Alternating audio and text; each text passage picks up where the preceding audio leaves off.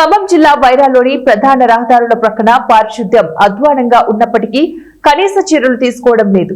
మధుర రోడ్డులో శ్రీనివాస థియేటర్ ముందు వర్షాకాలం నుంచి ఇప్పటి వరకు నిలిచిపోయి ఉన్న మురుగునీటిని తొలగించే ప్రయత్నం కూడా చేయలేదు. మురుగునీరు మొత్తం పార్కు పట్టి చెత్త చెదారంతో అధ్వానంగా ఉంది.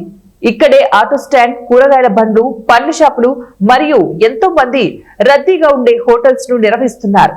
స్థానికులతో పాటు ఇతర ప్రాంతాల ప్రజలు ఈ మురుగునీటి పక్క నుంచే రాకపోకలు కొనసాగిస్తున్నారు. ఈ మురుగునీటి పక్క నుండే ఎమ్మెల్యే మరియు మినిస్టర్లు నిల్వ ఉన్న మురుగునీరు పక్క నుంచే మధురకు రాకపోకలు కొనసాగిస్తున్నారు. పలు వార్డుల్లోని ఖాళీ ప్రదేశాల్లో మురుగునీరు చెత్తా చెదారంతో అత్యంత దయనీయంగా ఉన్నాయి.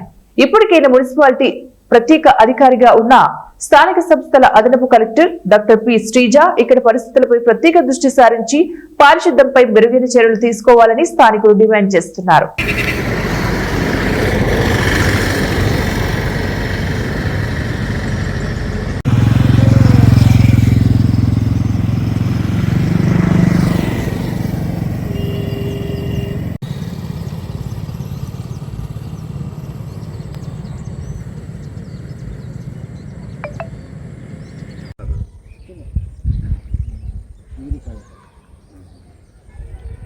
రొట్టె బాగలేదా?